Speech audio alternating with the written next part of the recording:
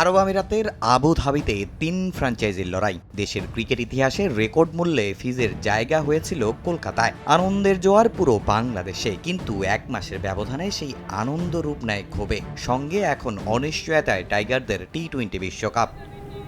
২০২৬ আইপিএলের বাকি এখনও ২.৫ মাসের বেশি, কিন্তু এত তড়িঘড়ি করে ফিজকে নিয়ে এমন সিদ্ধান্ত নেওয়া জন্ম দিচ্ছে অনেক প্রশ্নের। যদিও এসবে বিন্দুমাত্র ভ্রুক্ষেপ নেই মোস্তাফিজের। প্রোটিয়া কোচ মিকি আর্থারের চোখে ফিজ পারফেক্ট টিমম্যান।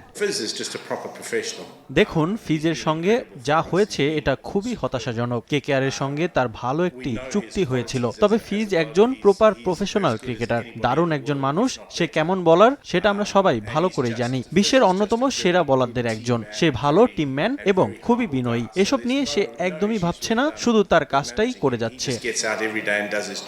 ফিজের এই ঘটনায় পুরো দেশ এখন তার পাশে। তার দল রংপুর রাইডার্সও সাথে সাথে জানিয়েছে এর প্রতিক্রিয়া। ফিজকে সান্ত্বনা দিয়েছেন হেড কোচ মিকি আর্থারও।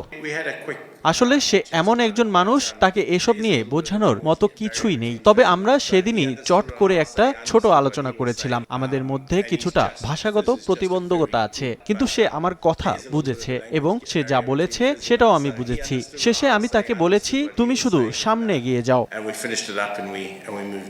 মোস্তাফিজের এই ইস্যুকে কেন্দ্র করে নিরাপত্তার কথা বলে ভারতে বিশ্বকাপ খেলতে না যাওয়ার সিদ্ধান্তে অনড় বাংলাদেশ। বিসিবিকে বোঝানোর চেষ্টা করছে আইসিসি। মেগা আসরের ঠিক আগে বাংলাদেশের প্রস্তুতির মঞ্চ এই বিপিএল। টাইগার স্কোয়াডের গুরুত্বপূর্ণ 4 ক্রিকেটারই রংপুর রাইডার্সে। এবারের বিশ্বকাপে বাংলাদেশ ভালো করবে বলে বিশ্বাস রংপুর কোচের।